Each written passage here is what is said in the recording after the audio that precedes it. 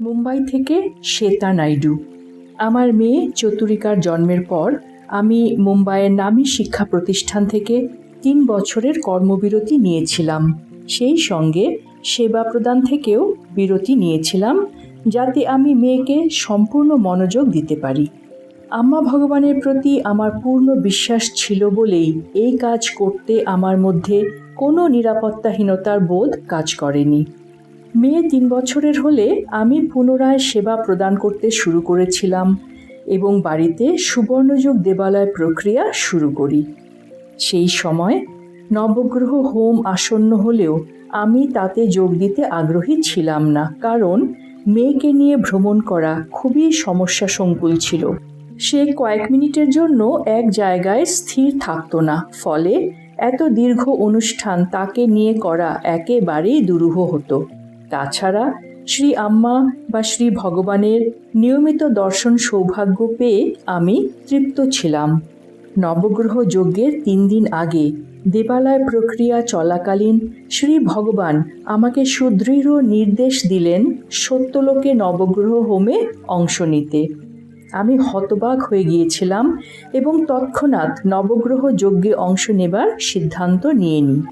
যখন আমার সিদ্ধান্তের কথা দাসাজিকে জানালাম, তিনি হেসে বললেন, অবশেষে ভগবান স্বয়ং আপনাকে ডেকে নিলেন, আপনি তো আমাদের কথা শুনছিলেন না। চতুরিকার নক্ষত্র বোঝার জন্য আমি তার কুষ্টির একটি কপি একজন জ্যোতিষশাস্ত্রবিদ ভক্তের কাছে পাঠিয়েছিলাম।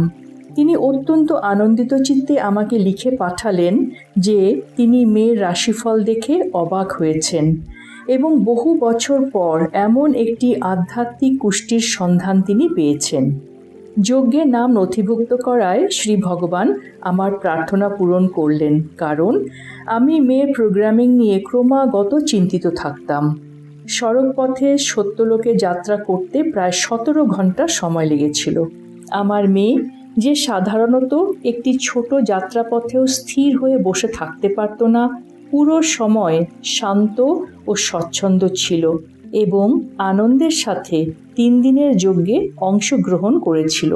যজ্ঞের পরেই আমার পেশাগত জীবনে প্রথম সাফল্য আসে। যজ্ঞের সময় আমি আবার শিক্ষকতা শুরু করতে পারার জন্য প্রার্থনা করেছিলাম, কিন্তু কোথায় শুরু করব সে ব্যাপারে স্পষ্ট ধারণা ছিল না। ফিরে আসার পরপরই শ্রী ভগবান এমন একটি প্রতিষ্ঠানের সঙ্গে যোগাযোগ করার কথা আমায় মনে করিয়ে দেন, যেখানে কয়েক বছর আগে আমি কয়েকটি জটিল বিষয় পড়িয়েছি। যখন তাদের ফোন করি, প্রথম সাক্ষাতেই তারা আমাকে আমার সুবিধা মতো সময়, গ্রহণীয় কাজের চাপ এবং আমার আগের প্রতিষ্ঠানের চেয়ে বেশি বেতনের প্রস্তাব দেয়। আমার মনে হচ্ছিল যেন ভগবান এই সুযোগটি বিশেষভাবে শুধুমাত্র আমার জন্যই তৈরি করেছেন। একই সময়ে আমার সেবা কাজও পুনরায় নতুন পরিচিতি ও নতুন সাফল্যের সাথে সুন্দরভাবে শুরু হয়ে গেছিল।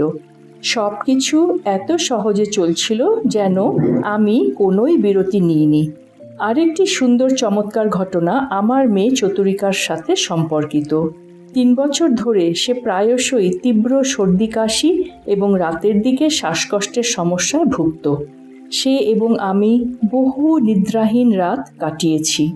নবগ্রহ হোমের পরে তার এই স্বাস্থ্য সমস্যা সম্পূর্ণরূপে সেরে যায়। হোমের সময় প্রাপ্ত রক্ষা কবচ তাকে একটি বড় দুর্ঘটনা থেকে রক্ষা করেছিল।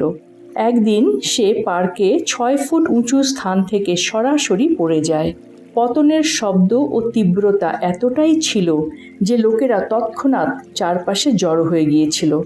আমি কেবল চোখ বন্ধ করে আম্মা ভগবানকে ডাকছিলাম। আশ্চর্যজনকভাবে সে একটুও কাঁদেনি এবং ব্যথার কোনো লক্ষণও দেখা যায়নি। পরের দিন ডাক্তারের কাছে গেলে তিনি নিশ্চিতভাবে বলেন যে মেয়ে পুরোপুরি সুস্থ, এমনকি কোনো স্ক্যানেরও প্রয়োজন নেই। এই অপূর্ব শক্তিশালী অভিজ্ঞতা লাভ করার পর এবং স্বয়ং শ্রী ভগবানের আজ্ঞা প্রাপ্ত হয়ে আমি নবগ্রহ যজ্ঞে সশরীরে অংশ নেওয়া থেকে আর বিরত থাকিনি।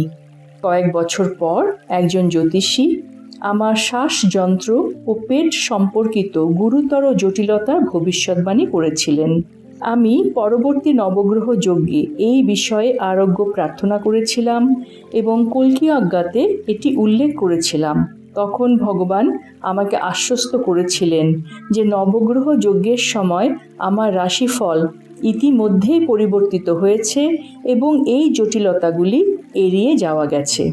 কোভিড লকডাউনের ঠিক আগে আমি মেয়েকে নিয়ে যজ্ঞে যোগদানের জন্য যখন আবার যাত্রা করছি, কিছুক্ষণ পরেই আমার বাবার মেরুদণ্ডের তীব্র সমস্যা দেখা দেয় এবং দ্রুত অস্ত্রোপচারের সময় নির্ধারণ করা হয়।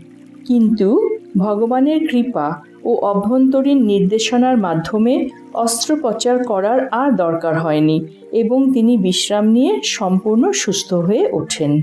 কোভিডের সময়ে বিভিন্ন হাসপাতালে চিকিৎসার জন্য যাওয়া সত্ত্বেও বাবা সম্পূর্ণ নিরাপদ ও বিপদমুক্ত ছিলেন। শ্রী আম্মা ভগবানের কৃপা ও রক্ষা কবচই তার এই সুরক্ষার কারণ। আমাদের জীবনে এই অবিরাম কৃপা, অনুগ্রহ, সুরক্ষা ও অভাবনীয় সব চমৎকারিক ঘটনার জন্য শ্রী আম্মা ভগবানের দৈব চরণকমলে আমি সশ্রদ্ধ বিনম্র প্রণাম নিবেদন করি।